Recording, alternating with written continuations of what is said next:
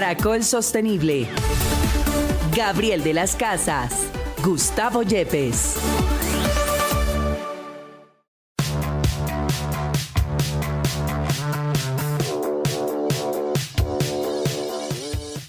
Hola, bienvenidos. Esto es Caracol Sostenible. Nuestras mañanas de los sábados son para hablar de sostenibilidad en Caracol Radio. Es nuestra alianza con la Universidad Externado de Colombia. Profesor Gustavo Yepes, muy buenos días. ¿Cómo estamos, profe? Bueno, Gabriel, muy contento. Buenos días a todos. Buenos días a usted. Hombre, pues contento porque tuvimos la oportunidad de entregar el premio al compromiso empresarial con la economía circular. La iniciativa conjunta de la Universidad Externado de Colombia, de CREAV Colombia, de Conservación Internacional de Colombia y Caracol Radio. Tuvimos la ceremonia de entrega de este galardón que busca reconocer y promover a empresas y emprendedores y jóvenes que implementen soluciones creativas para la economía circular. Y quizás, profe, lo mejor de estos premios, lo mejor de traer estas iniciativas es que terminamos aprendiendo de la gente. El compartir experiencias nos llena de experiencias a todo el mundo y qué bueno que tuvimos esta buena acogida de este premio. Gabriel, efectivamente fue muy significativo para todos nosotros, por no solo ver la cantidad de propuestas que habían, sino la calidad. Y pues usted vio el trabajo que nos costó poder seleccionar cuáles han sido los mejores. Entonces yo creo que es muy importante entender que la gente sepa mejor que en nuestro país cada vez hay más emprendedores, empresarios comprometidos con el cambio de esa lógica tradicional, digamos, para que la gente entienda que la economía tradicional ha generado, porque es totalmente lineal y ha generado una cantidad de basura. Okay. Y lo que han identificado, digamos, los expertos es que la basura es un problema de diseño. La naturaleza no tiene basura. Si ustedes revisan el desecho de una especie es el alimento para otra. Y todo el tiempo hay una circularidad completa en nuestro planeta y eso la economía tradicionalmente lo rompió. Y eso es lo que estamos tratando de hacer en este momento con estas nuevas lógicas y con los ejemplos que en Colombia tenemos. Bueno, profe, ¿en dónde se entiende mal la economía circular? ¿En dónde no se logra, ahí sí, completar ese círculo, pero se crea en la mitad? Y a veces creemos que simplemente porque reciclamos una parte estamos haciendo economía circular. Sí, efectivamente, aunque la economía circular busca utilizar todas las actividades, toda la energía y toda la materia que aparece en toda esa cadena de suministro de una actividad productiva para volverse a utilizar, la mayoría de las personas cree que es simplemente con reciclar algo de lo que está haciendo. Pero lo ideal es lograr, y ojalá no hacerlo solo, sino en conjunto con otros, que todo lo que está produciendo, que en algún momento, o sea, digamos, es un gasto, vuelva a ser algo útil. Lo que sale de la tierra que vuelva a la tierra. Tiene que volver a la tierra. Uy, pues, fácil no es. Digamos que ese es el punto, que sí, no, la lógica es la que tenemos. Decirlo es muy fácil, suena muy fácil, pero dentro de todas las cadenas entran tantas adiciones y entran tantos procesos que va a ser muy difícil de volver a la tierra. Claro, porque es que tenemos una lógica que ha sido productivista por muchos años totalmente lineal. No hemos pensado en el diseño desde el principio. ¿Por qué no pensamos entonces antes de hacer un mueble? No me regaña a mí, yo no fui el que diseñé eso mal desde el principio. Antes de hacer un mueble, por ejemplo, ¿qué va a hacer con las partes, por ejemplo? Sí, pero yo no fui. Ese es un poco el problema. Yo no hice el mueble desde el principio. La dificultad no está en hacerlo, sino en cómo se diseñan los productos, como les decía inicialmente. Me hubiera dicho antes. No, simplemente para que lo entonces ya no diseño, mejorar. Ese regalo que le estaba diseñando ya. Y entonces si usted diseña ese mueble, como le decía, pensando en qué va a pasar con él al final, sabiendo qué va a hacer con las patas cuando termine su uso, qué va a hacer, por ejemplo, con la tela, cuando se acaba ese mueble y la puede volver algo que entierre usted en la tierra y salgan flores, por ejemplo, vuelvan a utilizar cada una de las patas, los tornillos en otro tipo de productos, comenzamos a pensar de una manera diferente y eso facilitaría esa dificultad que usted está mencionando. Pues lo bueno es que aquí estamos buscando premiar o buscando dar incentivos para la gente que piensa diferente y piensa en economía circular. Bienvenidos.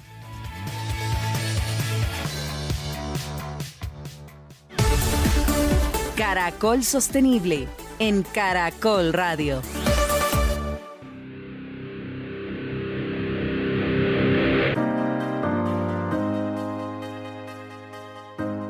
Muy bien, seguimos en Caracol Sostenible. Bueno, profe, uno de los reconocidos, uno de los ganadores fue Oasis Green Company. Aldair Fuentes es su gerente. Aldair, bienvenido a Caracol Sostenible, ¿cómo estamos?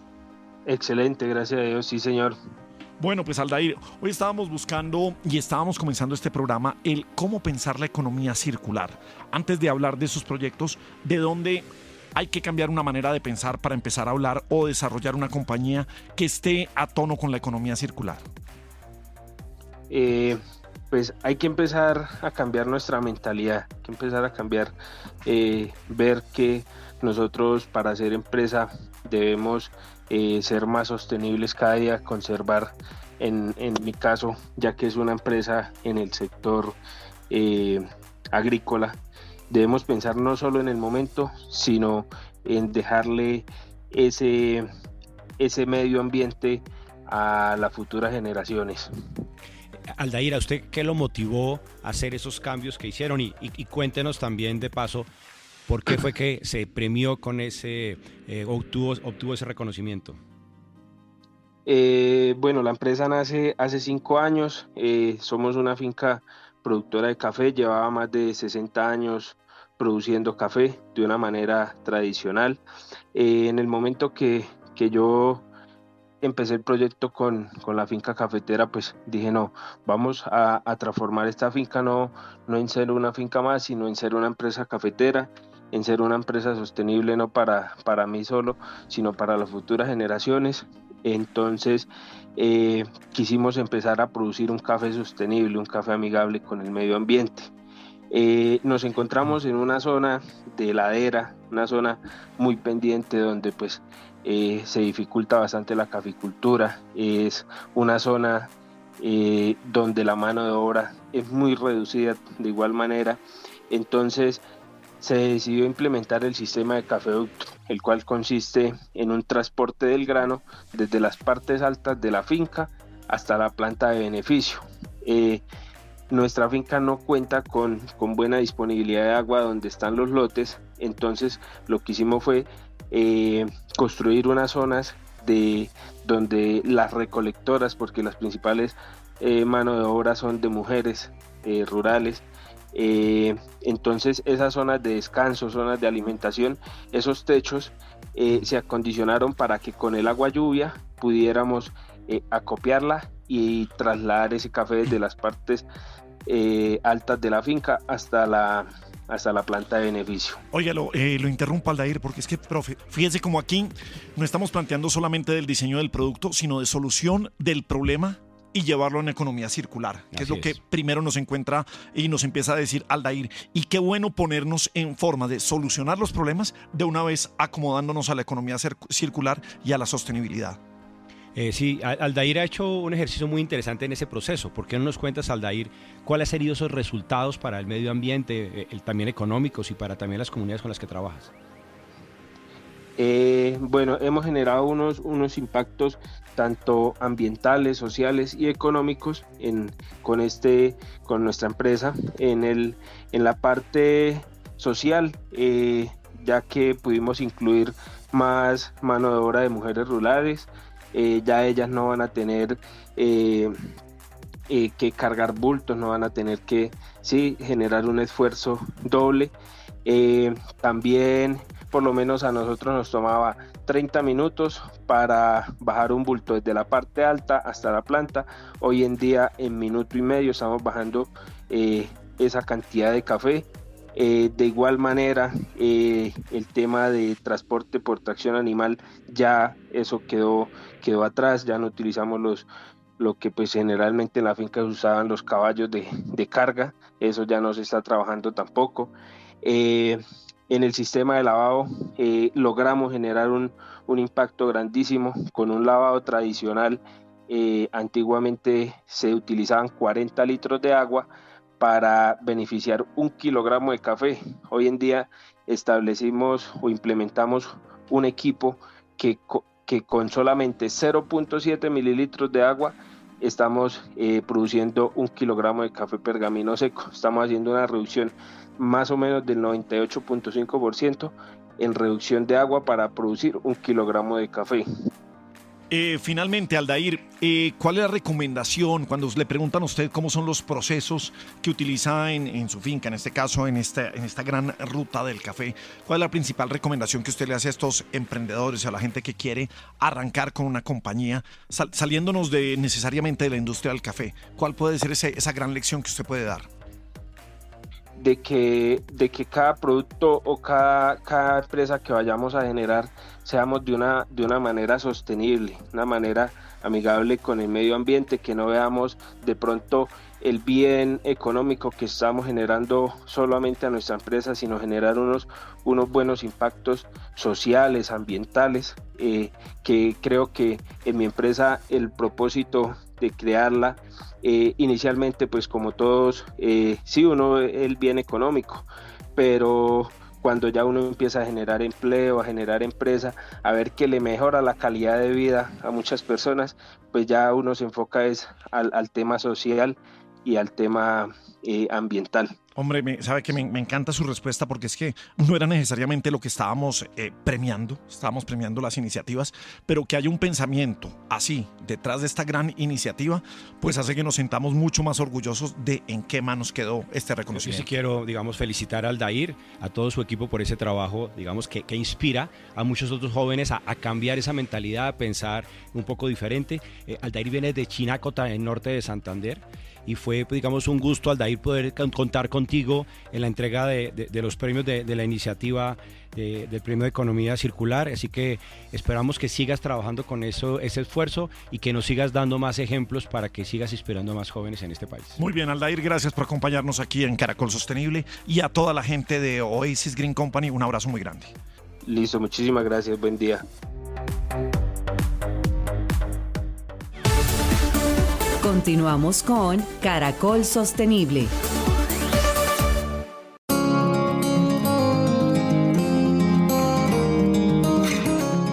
Muy bien, seguimos en Caracol Sostenible y seguimos hablando de los premios de economía circular y de muchas cosas que pasaron en esta gran ceremonia de entrega. Joaquín Caraballo es CEO de Waste to World Latam. Joaquín, bienvenido a Caracol Sostenible, ¿cómo estamos? Muy bien, Gabriel, muy buenos días para todos y un gusto estar contigo. Bueno, queremos conocer más de lo que es vida en movimiento y cuál es la relación con la economía circular.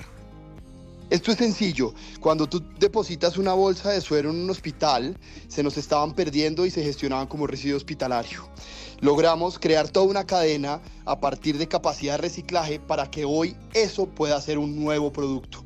Es decir, garantizamos la transformación y estamos produciendo zapatos. Esos zapatos vuelven y entran a los hospitales. Entonces, el circuito que demora en construirse, pues hoy está cerrado sobre la bolsa de suero. Es quizás el primer proyecto de ese estilo en el planeta. ¿Por qué no nos cuentas, Joaquín, de alguna manera, cuáles han sido esas dificultades que tuvieron para lograr una cadena, digamos, que no es tan sencillo, y cómo superaron esas dificultades? Como todo en la vida, Gustavo, uno tiene que tener paciencia. Quizás la gran apuesta es que nosotros construimos la cadena con un grupo de organizaciones interesadas en hacerlo y con una mirada desde la competitividad. Es decir, aquí hay negocio. Por eso es que es economía circular, porque tenemos la capacidad de mover la economía. Entonces, trabajamos en conjunto con quienes hacen las bolsas de suero, que es Laboratorios Baxter. Trabajamos en conjunto con Orbia, quien es el que pone el material, Grupo Orbia, antes Mexichem, a través de Vestolit y Alfagari, que son los que ponen el material, y trabajamos creando estos nuevos empresas o nuevos empresarios que capturan ese material, lo transformamos y luego de nuevo lo ponemos en Cartagena para que esto pueda ser una resina de material reciclado. Entonces, muchas dificultades en el tiempo, hay que tener paciencia, pero lo clave es tener alianzas estratégicas y trabajar con los interesados en la cadena desde la competitividad, desde el negocio.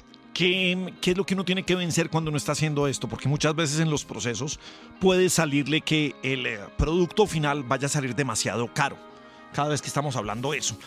¿A qué se enfrentaron ustedes cuando estaban buscando esta gran cadena? Es una gran ruta pensar en una bolsa de suero y cómo convertirlo en un plástico, en un PVC.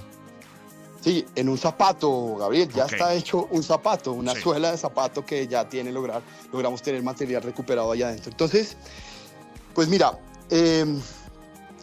antes de ver los temas de valores, quizás el mensaje, y siempre para la audiencia, es clave esto, y es la educación.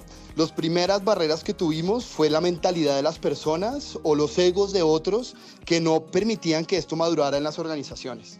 Rápidamente, mientras tú pruebas que hay modelo de negocio y pues cumples con todos los requisitos y parámetros de ley que se exigen, pues ahí puedes empujar y cambias esa mirada, ¿no? Esos paradigmas. Tenemos que cambiar la forma que pensamos. No podemos lograr resultados distintos si seguimos haciendo lo mismo. Entonces hay que pensar distinto. Y dos, sí, pues en cualquier negocio, a no ser de que sea algo ilegal, tú tienes que invertir y esperar un tiempo. Sí, hay unas rentabilidades que se acumulan en el tiempo.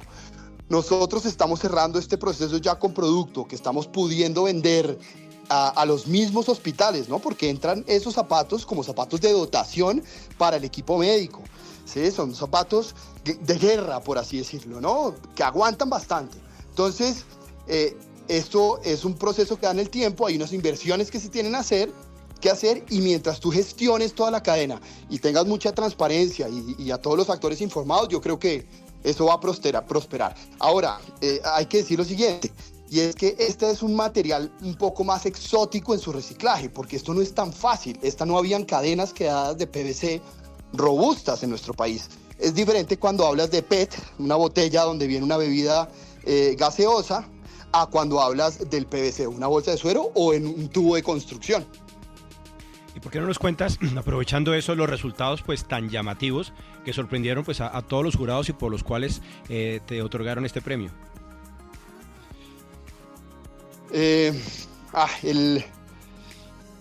La economía circular para mí es el camino para poder innovar en nuestras cadenas de valor, en nuestros modelos de negocio. Esto es prueba de ello. El mensaje es cómo ustedes, desde cada uno de sus espacios, y esto a la audiencia, comienzan a ver los materiales como un recurso.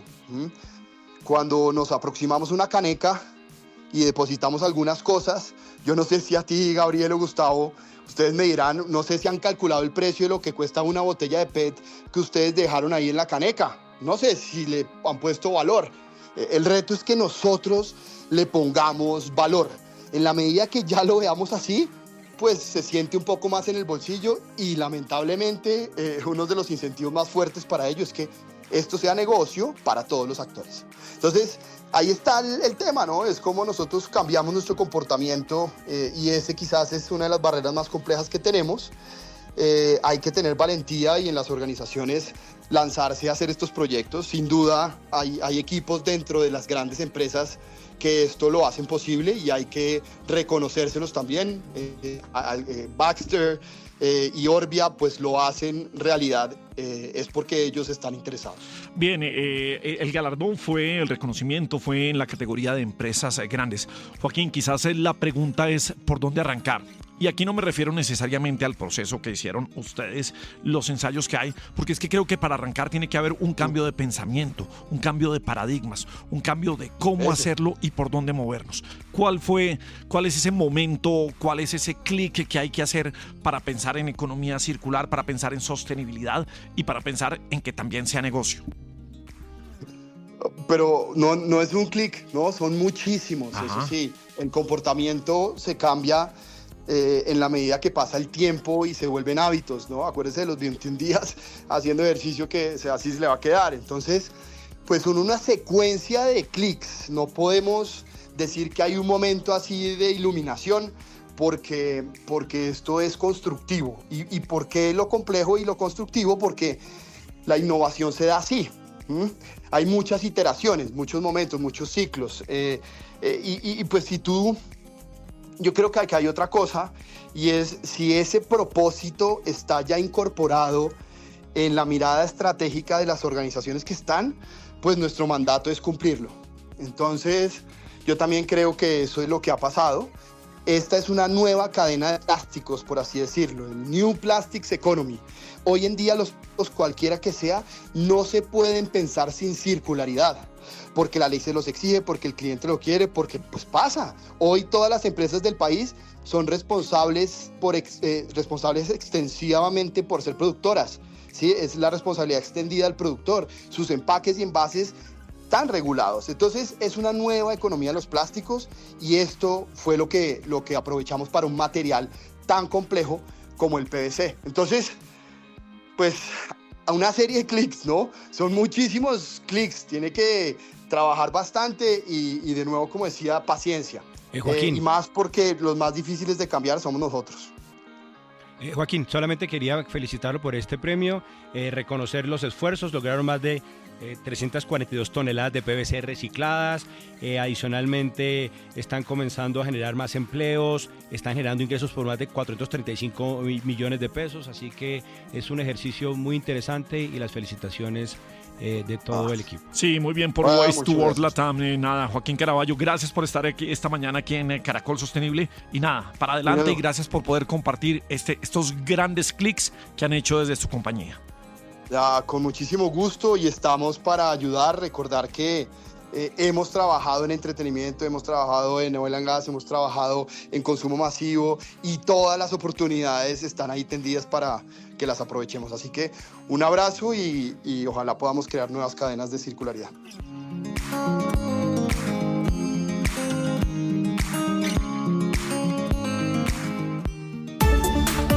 Ya regresamos con Caracol Sostenible. Continuamos con Caracol Sostenible.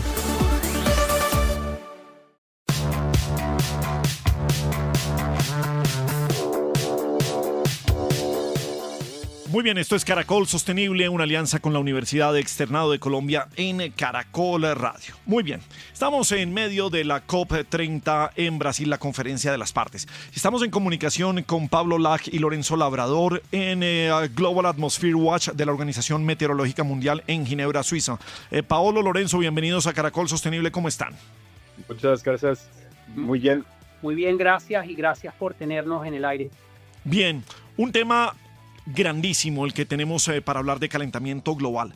¿Por dónde arrancar? ¿En dónde estamos en este momento en el año 2025 frente al calentamiento global? No estamos en una situación muy positiva.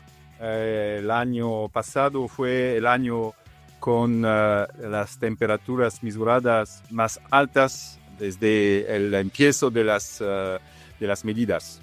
Entonces estamos cerca del aumento de más de 1,5 grados de temperatura global. Además de eso, el año pasado también marcó el mayor incremento en la concentración de dióxido de carbono en la atmósfera desde que se tienen registros. Entonces y además de eso, se marcó la mayor temperatura, como dice Pablo. Entonces hay dos efectos juntos que, como dice Pablo, no nos ponen en una muy buena situación con respecto al calentamiento global.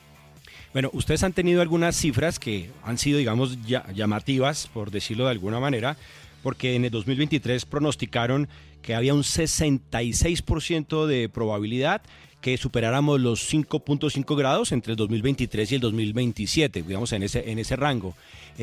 ¿Cómo ven esta cifra? Porque está muy por encima de la que tiene el IPCC y de alguna manera ¿qué digamos, podemos hacer para que esto, digamos, no, o reducir esa probabilidad? Bueno, la cifra que se está manejando como crítica con respecto al calentamiento global es 1,5 grados centígrados con respecto a la temperatura preindustrial. O sea, hablamos de un incremento de 1,5 grados con respecto a la temperatura antes de 1750, cuando empieza la revolución industrial. Esa es la temperatura que se pasó por primera vez este año y que es grave, porque la comunidad científica se ha dado cuenta que una vez que la temperatura global alcanza una temperatura mayor de 1,5 grados con respecto a niveles preindustriales, puede haber consecuencias irreversibles con respecto al calentamiento global. Ese es el problema en el que estamos ahorita. ¿Cómo entender, Lorenzo, y cómo explicarle a la gente que un 1.5 grados o 1 grado es catastrófico para el mundo? Cuando uno simplemente en la temperatura 1 grado más, 1 grado menos es usar un saco algo más o una camisa más o una chaqueta, una cazadora más. ¿Cómo entender la gravedad del asunto? Creo que, soy Pablo, creo que la cosa más simple es pensar a la diferencia entre, por ejemplo, el norte de África y el centro de Europa. La diferencia entre, de temperatura media global entre las dos regiones no es tan elevada. Son 2 grados, creo, pero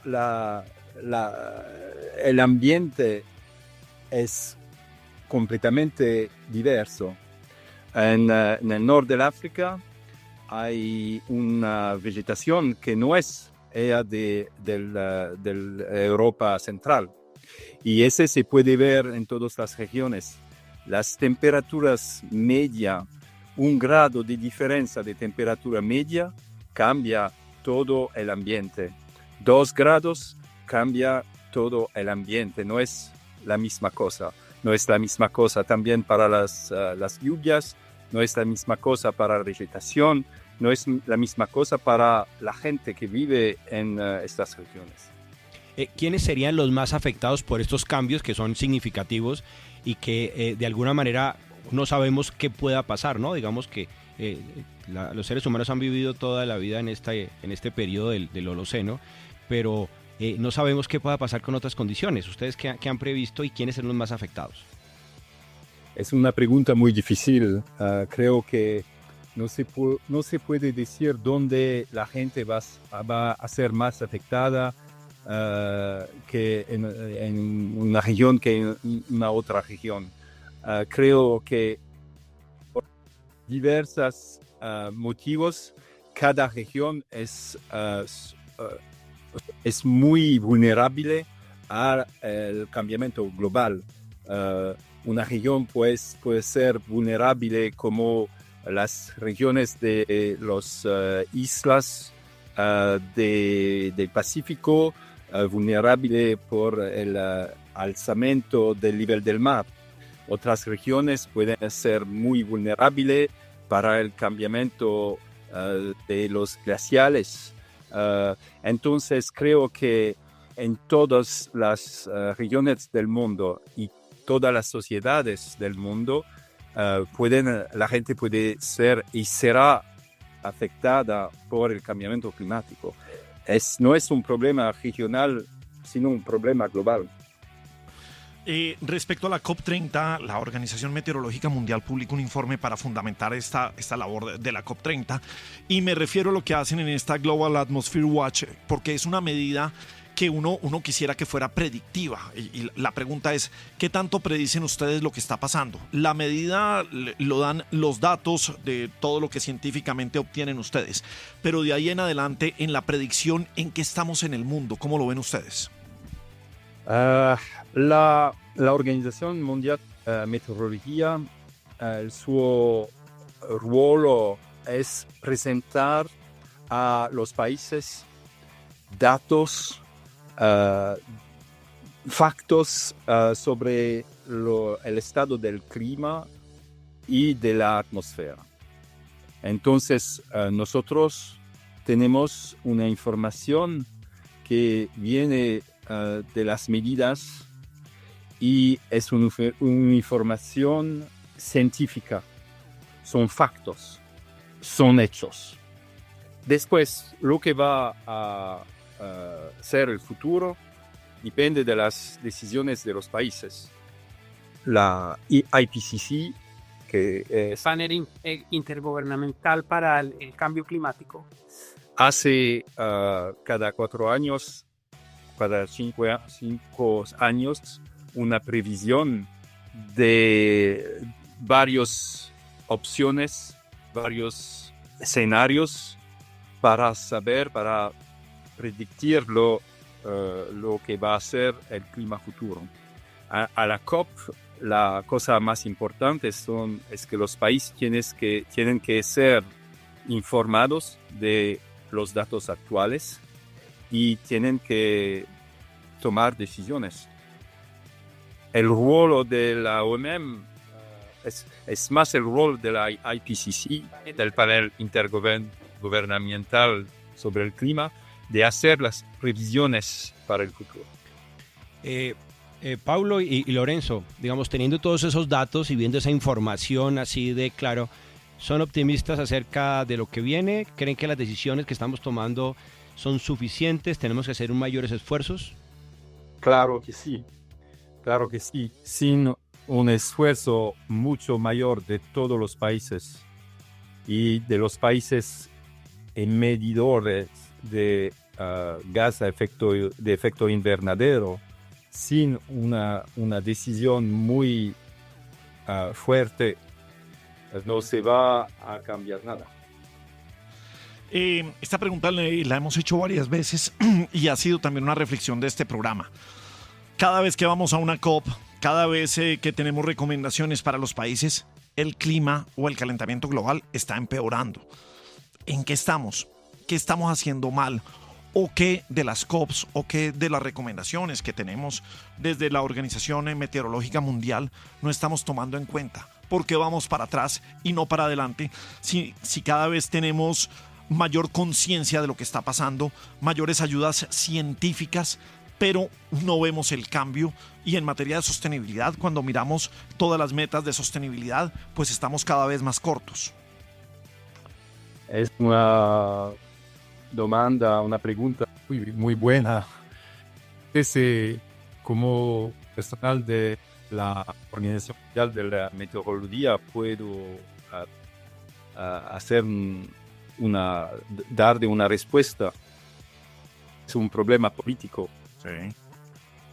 Esperamos que con las informaciones que la IPCC y la OMM y las otras organizaciones de las Naciones Unidas pueden dar a los países, se puede hacer tomar decisiones más fuertes. Pero es un problema muy complicado donde se sabe que limitar las emisiones a un impacto sobre la economía, a un impacto sobre las sociedades, y se entiende que son decisiones difíciles, pero necesarias. No sé si podemos decir de más que ese como organización de las Naciones Unidas. Un punto importante a destacar es que la información necesaria para tomar las acciones está disponible. Tenemos por organismos como la Organización Meteorológica Mundial y por los miembros de la comunidad científica esencialmente toda la información que necesitamos acerca de lo que está pasando en cada momento. El boletín de los gases de efecto invernadero al que usted se refiere es una publicación anual de la Organización Meteorológica Mundial donde se le toma el pulso de la atmósfera y de la concentración de los gases de efecto invernadero. Es decir, la comunidad científica provee esa información de manera gratuita y periódica a todo el planeta. Es decir, que tenemos la información que necesitamos para actuar. Yo tengo una pregunta respecto a toda esa información que se tiene y todas esas evidencias, hechos y datos que ustedes están mencionando. Y es que a pesar de eso sigue creciendo ese negacionismo climático y en los últimos años pues ha aumentado de una manera pues preocupante. ¿Qué piensan de eso? Un negacionismo de un líder tan grande como Donald Trump. Claro, digamos, y está apoyado por todas las regiones del mundo. Y entonces, ¿qué opinan de eso y cómo podemos manejar una situación de ese tipo? Sí, de nuevo, creo que el mensaje es para todos los países. Y es verdad que es importante que la gente en todo el mundo entiende que es un problema global y que ese problema es real. No podemos comentar lo que está pasando en un país o en otro país. Creo que el problema no se limita a un problema de un país. Es un problema de cómo los países pueden hacer las cosas juntos en un modo equilibrado y justo. Bien, pues creo que eso es lo que estamos buscando, un modo equilibrado y justo. Pues nada, gran entrevista y gran momento, y qué bien poder estar conectados con Ginebra, con Suiza, con la Global Atmosphere Watch de la Organización Meteorológica Mundial. Pablo Lac, Lorenzo Labrador, mil gracias por acompañarnos en Caracol Sostenible. Hombre, quisiéramos tener como mejores noticias, mejor visión de lo que está pasando, pero se necesita un gran cambio de comportamientos y un entender y abandonar los negacionismos que tanto hablan de cambio climático. Mil gracias por estar con nosotros. Muchas gracias. Muchas gracias a ustedes.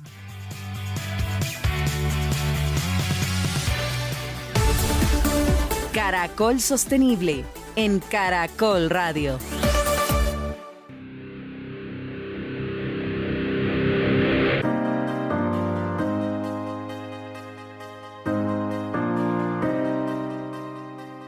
Muy bien, seguimos en Caracol Sostenible, en Caracol Radio en Colombia y saludamos en Brasil a Gustavo Loyola.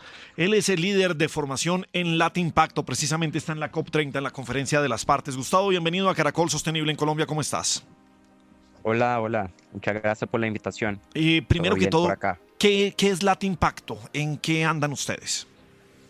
Bueno, Latimpacto es una organización, una red que trabaja con proveedores de capital de impacto para Latinoamérica. Entonces conectamos diferentes actores, sea como bancos de inversión, fondos de inversión, fundaciones, filantropía, todo que tiene interés de hacer inversión de impacto ambiental y social en Latinoamérica, y para trabajar como conexiones, red, conocimiento y todo para ampliar este tipo de capital en nuestra región. Gustavo, me alegra saludarte y nos gustaría que nos contaras y nos ayudaras aquí a explicarle a nuestros oyentes esta COP. ¿Por qué estás allá? ¿Por qué es importante estas reuniones que se hacen de manera anual? Súper. Bueno, creo que para comprender la importancia de la COP y también los retos que tenemos por acá, bueno, si está con tu familia en su casa y va a asistir como algo en la tele o en Netflix, siempre va a ser como un reto, definición de qué película van a ver. Si va a ser como una película de acción, una película de amor, o sea, y tiene que hacer como una negociación para llegar a un camino común y justo al final tener una película para todos. A esto es un poco que lo hacen por acá en COP. Tiene como más de 190 países que trabajan y tienen que llegar al final como a un camino común cuando hablamos de los temas de clima, de descarbonización y todo eso. Entonces, la importancia es que, bueno, sabemos los retos que tenemos como sociedad cuando miramos los temas de clima, de pérdida de la biodiversidad y todo eso, todos los impactos generados por eso.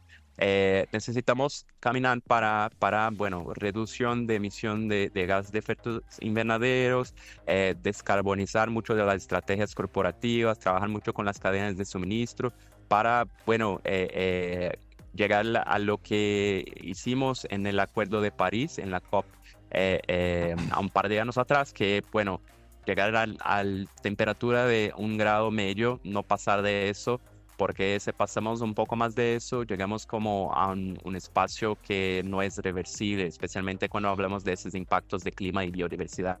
Entonces la importancia está, bueno, en conectarnos y avanzar y llegar en acuerdos comunes. Decías tú en tu respuesta y comparabas la respuesta con una película, pero no sé si estamos hablando de una película de esas que son catastróficas, de terror, de fin del mundo, cuando un presidente como Donald Trump, si bien que Estados Unidos ya no está en el tratado del Acuerdo de París, dice el cambio climático es el mayor engaño jamás perpetrado contra el mundo. Si no te alejas de esta estafa verde, tu país va a fracasar. Xi Jinping de China no está allí, sin embargo ha mandado delegados. ¿Cómo vemos, o sea, cómo tiene que haber esperanza frente a una política de apocalipsis cuando hemos tenido los años más calurosos en la historia? Sí, bueno, los retos ahí están y por ejemplo, como usted ha mencionado, estamos como cada año que pasa es el año más caluroso de la historia. Entonces ahí estamos, a quien gusta o no. Eso va a impactar los negocios, las estrategias, porque bueno, hay muchos eventos climáticos extremos. Por ejemplo, en Brasil justo un par de días atrás tuvimos como un huracán que destruyó como una ciudad. Muchas personas murieron y todo eso. Son cosas que empiezan a pasar y necesitamos tener eso en cuenta cuando hablamos de estrategias empresariales, políticas públicas, de todo. Y a eso está, bueno, se acredita o se no acredita que es el cambio climático, es esto que está pasando en nuestros días. En espacios como por ejemplo, por acá en esta conferencia tenemos como casi todos los países del mundo que están conectados y hablando de eso, los impactos del clima y sus estrategias, sus planes de gobierno, sus estrategias corporativas, de todo.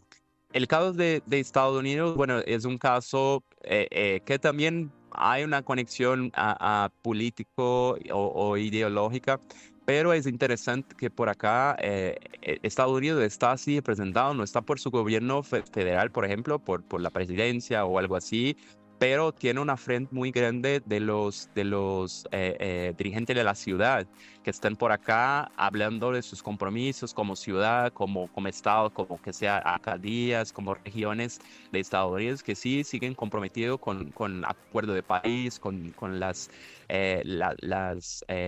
estrategias de descarbonización y todo eso. Entonces, además de a estas charlas políticas, de todo, creo que tiene un impacto que es más macro y mucho de tener, bueno, movimentar un grupo de personas o un sector económico para un lado, para otro, pero al final todos nosotros somos impactados y los que son a decir, inteligentes ya entendieron eso y ya están trabajando para adaptación, para mitigación y para, bueno, seguir avanzando en caminos que sean más sostenibles.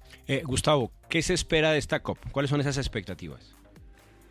Bueno, están llamando a esta COP de la COP de la verdad o la COP de la virada, porque la expectativa es que se avance mucho en algunas cosas que están como difíciles desde las últimas COP. El primer punto es que los países que están acá mejoren un poco más sus planes nacionales de acción climática, que son los NDCs, que estén como más enfocados, más ambiciosos, que también que tengan mucho más concreción. El segundo punto, y creo que este está fundamental, que es del financiamiento climático. Entonces, y a eso se va tanto para mitigación como para adaptación. Y ahí mirando mucho en los países que son más vulnerables al cambio climático para que tenga como apoyo real y efectivo. Y ahí para este fondo se habla mucho, bueno, de cuánto pagan, cuánto dinero va a tener, cuánto dinero los países que son más desarrollados van a poner en eso, cómo apoyar los países que están sufriendo por los cambios climáticos más sencillos y todo eso. Otro punto creo que está en la salida de los combustibles fósiles. Y ahí estamos retrasados en ese espacio, entonces la idea es que tengamos cada vez más mecanismos que sean importantes y claros para transición de energía limpia. Este es un tema que tiene muchas tensiones políticas, como he mencionado, pero es algo que también se avanza y necesita avanzar. Y creo que el punto de los mecanismos de adaptación y resiliencia frente a todo este contexto de cambio climático. Entonces, estamos hablando por acá de los instrumentos de pérdida y daño para los países que son más afectados, por ejemplo, el apoyo de los países que son más desarrollados para los países que son emergentes, para que puedan hacer una transición, hablar mucho de la implementación. Entonces, como he dicho, la expectativa es que sea una COP de acción, de virada, por eso háblase mucho de implementación, de avance, no solamente de promesas que sean vacías, pero hacer lo que ya está siendo acordado, que eso se convierta en acción. Pues creo que clarísimo el mensaje y nada, qué bueno poder comunicarnos con la COP30 directamente con usted, con Gustavo Loyola, el líder de formación en Lata Impacto. Gustavo, gracias por estar en Caracol Sostenible, un abrazo muy grande en Brasil, en Belém. Muchísimas gracias y por aquí seguimos por más de un par de días.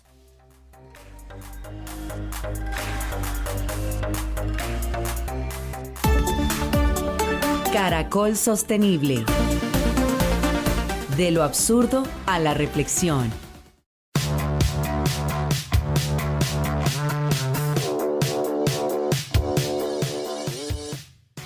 Bien, profe, absurdo, reflexión, ¿en qué estamos entonces hoy? ¿Por dónde vamos a arrancar? Bueno, Gabriel, pues como ya hemos visto, la Conferencia de las Partes pues es un espacio, tal vez el principal espacio internacional para luchar contra los desafíos ambientales. Y pues ya sabemos, este pasado 10 de noviembre pues se inició la apertura de la 30ª versión de la COP del cambio climático, y yo creo que es importante entender que este es un evento que es crucial para evaluar los avances de la lucha contra el cambio climático y para identificar y establecer nuevas metas. Sin embargo, aquí viene el absurdo. Desde hace varios años se vienen denunciando la creciente presencia de lobistas de combustibles fósiles en esta cumbre. Okay. Y esto pues plantea pues una contradicción bastante preocupante, ¿no? Porque cómo avanzar hacia un mejor futuro, hacia tener menos contaminación, hacia tener un mejor clima, si los que se benefician de este modelo pues participan en ese proceso de toma de decisiones, tienen algún conflicto de interés. Entonces, mira algunas de las denuncias. Según el diario The Guardian, más de 5.350 lobistas de combustibles fósiles han tenido acceso a las negociaciones de las convenciones del marco de las Naciones Unidas sobre el cambio climático, solamente entre el 2021 y 2024. De estas compañías, 90 fueron responsables del 57% de la producción de petróleo y gas en 2024. En la COP28, que fue en Dubái, en el 2023 se acreditaron al menos 2.456 lobistas de la industria de los combustibles fósiles, 4 veces más que en la COP27. Por ejemplo, para que vean la participación, si esta delegación fuera un país, habría sido la tercera más grande del evento, superada solo por Brasil y por los Emiratos Árabes. En la COP29, en Bakú en el 2024, los lobistas fueron 1.773 del sector que fueron acreditados y representa un incremento del 70% de los delegados de los países más vulnerables del clima, o sea que son los que más asisten. Y por otro lado, pues como hemos visto durante el programa con la Organización Meteorológica Mundial, con los datos que hemos visto durante todos estos años, el mundo sigue en un récord de emisiones de CO2 y de calentamiento global. Entonces, la negociación climática pues es importante pues para alinear a las naciones frente a un clima estable, pero permitir el acceso masivo y organizado a quienes dependen de este, digamos, aumento de la producción de combustibles fósiles, pues tensiona este principio y nos pone pues a dudar de los posibles resultados que se puedan tener. Y ojo, quiero resaltar que no se trata de vetar el diálogo con la industria, ni más faltaba, y de evitar que podamos establecer digamos, algunos elementos en común. Necesitamos definir reglas claras y fluidas para poder hablar al respecto y evitar de alguna manera que los conflictos de interés se presenten. Es diferente un diálogo con compromiso.